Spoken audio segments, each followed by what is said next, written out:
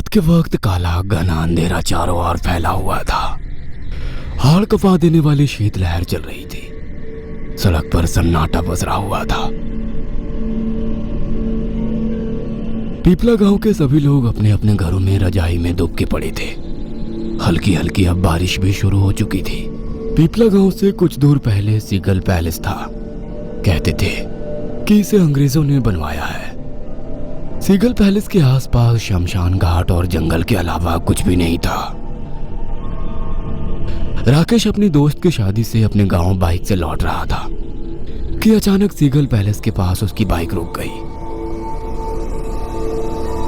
राकेश ने जब आसपास की तरफ नजर दौड़ाई तो उसे एक भी तारा नजर नहीं आया। उसने आसपास नजर घुमाकर जब देखा तो सिवाय अंधकार के कुछ भी नजर नहीं आ रहा था। उसने मन ही मन कहा, भाग, फंस गया मैं। अब इस बाइक का क्या करूं? ठंड भी बढ़ गई है और हल्की फुल्की बूंदा बूंदी भी शुरू हो गई है। उसने जब घड़ी पर नजर डाली तो घड़ी में रात के 2 बज रहे थे। अचानक राकेश की नजर सीगल पैलेस की खिड़की पर पड़ी। उसे वहां पर रोशनी नजर आई, जैसे कि वहां पर आग जल रही हो। इतनी रात गए, यहाँ पर कौन हो सकता है? यहाँ तो कोई नहीं आता। हो सकता है कोई मेरी तरह रास्ते में फंस गया हो और सर्दी की वजह से उसने कुछ लकड़ियां जला ली हो। हाँ, यह कहता हुआ राकेश अपनी बाइक को वहीं खड़ी करके सीगल पैलेस की तरफ चल दिया। राकेश जैसे ही सीगल पैलेस के अंदर पहुंचा तो उसने देखा कि एक व्यक्ति आंख बंद किया हुआ बहुत धीमी आवाज में कोई मंत्र पढ़ रहा था। उस व्यक्ति ने अपने चारों तरफ से लाल रंग का घेरा बना रखा था।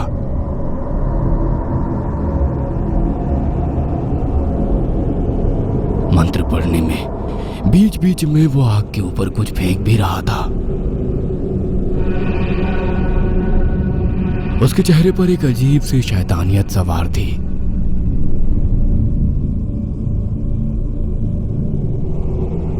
उस व्यक्ति को देखकर उसे अपनी आंखों पर यकीन नहीं हुआ। उससे रहा नहीं गया। उसने चीख कर कहा, हाँ? ये क्या कर रहे हैं आप? आपसे मना किया था ना, उसके बावजूद भी आप अपनी हरकतों से बाज नहीं आए।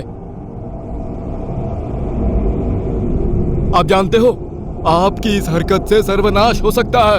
आपने अपने गंदे और घिनौने मकसद के लिए ये जगह चुनी है। किसी को इस पर शक भी नहीं होगा। कौन सोच सकता है कि किसी सीगल पैलेस के अंदर कोई इस घिनौनी काम को कर सकता है? इतना बोलकर राकेश गुस्से में उस घेरे के अंदर घुस गया।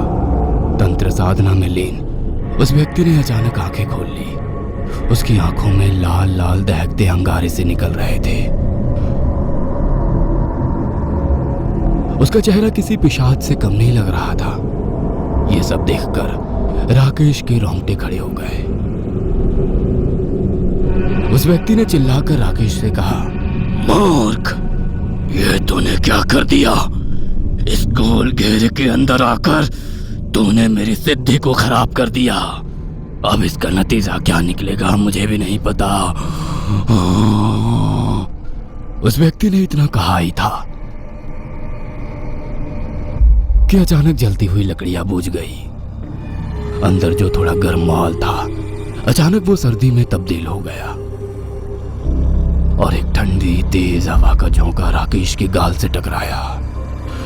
अंदर इतना घना अंधेरा हो गया कि राकेश और वो व्यक्ति एक दूसरे के शक्ल भी नहीं देख सकते थे कि अचानक उस व्यक्ति की चीख राकेश के कानों से टकराई।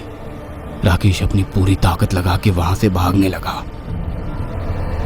वह सीगल पैलेस के बाहर पहुंचा ही था कि अचानक उस व्यक्ति ने बाहर किसी को खड़ा हुआ पाया। आसमान अब बिल्कुल साफ हो चुका था। तारे निकल रहे थे। चांद अपने पूरे शबाब पर था। राकेश अब चेहरा देख सकता था। राकेश के सामने एक बेहद सुंदर लड़की खड़ी हुई थी। उसके होंठ सुर्ख गुलाबी हो रहे थे। काली साड़ी में वो युवती किसी अप्सरा से कम नहीं लग रही थी। राकेश उसे देखकर सब कुछ भूल गया। उसकी खूबसूरती में सम्मोहित सा होता जा रहा था। वो बस उसे देखे जा रहा था। अचानक उस युवती ने राकेश से कहा, क्या देख रहे हो राकेश? क्या तुमने कभी कोई सुंदर स्त्री नहीं देखी क्या? हाँ? और तुम्हें मेरा नाम कैसे पता? मुझे तुम्हारे बारे में सब पता है राकेश। तुम्हारी एक सुंदर सी बीवी है और एक बेटा भी है। लेकिन तुम मेरे बारे में इतना कैसे जानती हो? मैंने तो तुम्हें आज तक कभी इस गांव में नहीं देखा।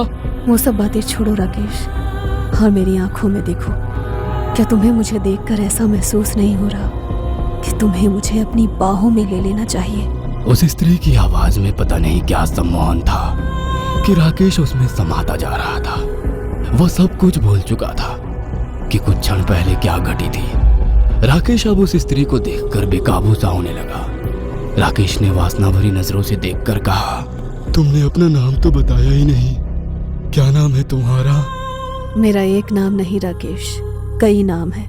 तुम जिस नाम से चाहो उस नाम से मुझे बुला सकते हो। राकेश ने बिना देरी किए उस स्त्री को अपने आलिंगन में भर लिया।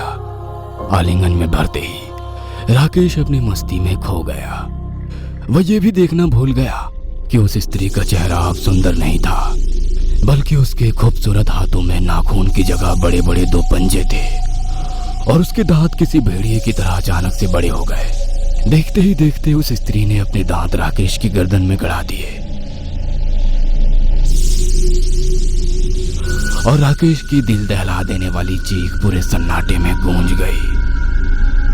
अगले दिन राकेश की लाश नग्न अवस्था में सिगल पैलेस के बाहर सड़क पर पड़ी हुई मिली। चारों तरफ पीपला गांव के लोग मौजूद थे।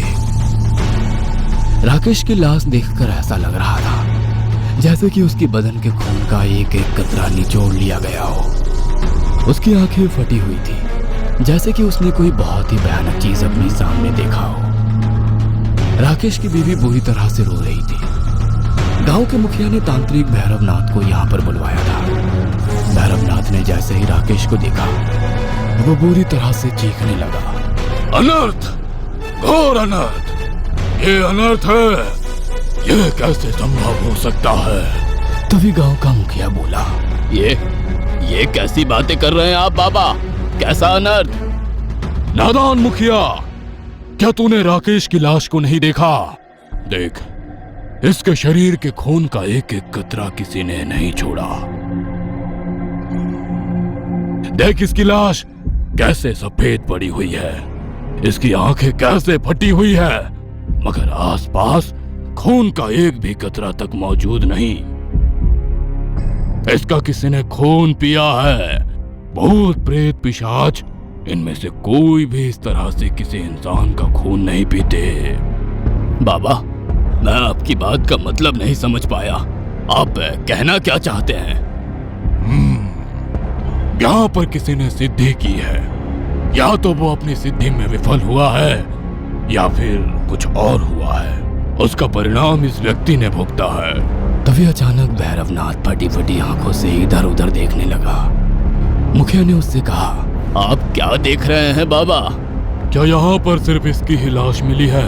हाँ बाबा, सुबह ही पता चला कि यहाँ पर राकेश मरा पड़ा हुआ है। राकेश हमारे गांव का ही है, लेकिन हमारी समझ में ये नहीं आता बाबा कि आपके चेहरे पर इतनी परेशानी क्यों है? क्योंकि अब जो यहाँ पर होने वाला है उससे तुम सब परेशानी में आ जाओगे। अनर्थ हो गया है मुखिया, किसी ने उसे बुला लिया है। किसे बाबा, किसे? यक्षिणी को। इस तरह से इंसान का खून केवल और केवल यक्षिणी ही पी सकती है और कोई नहीं। यक्षिणी का नाम सुनकर वहां पर मौजूद सभी लोग भयभीत नजर आने लगे। बाबा, अब हम क्या करें? इतना आसान नहीं है मुखिया।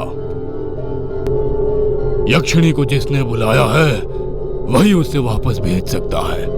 भगवान से प्रार्थना करो मुखिया। अगर वो व्यक्ति जिंदा है तो हमें उसे ढूंढना होगा, और अगर वो मर गया है तो मुझे तुम सभी की मौत अपनी आंखों से नजर आ रही है।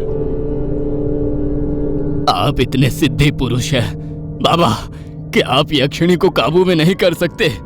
ये कोई मजाक नहीं है मुखिया। तुम्हें यक्षिणी की ताकत का अंदाजा भी नहीं है। एक यक्षिणियां कई प्रकार की होती हैं, मगर राकेश की लाश को देखकर मैंने अंदाजा लगा लिया है कि ये यक्षिणी बहुत शक्तिशाली है, कुछ भी कर सकती है। हो सकता है कि वो इस वक्त यहाँ आसपास के लोगों में किसी की शक्ल में मौजूद हो।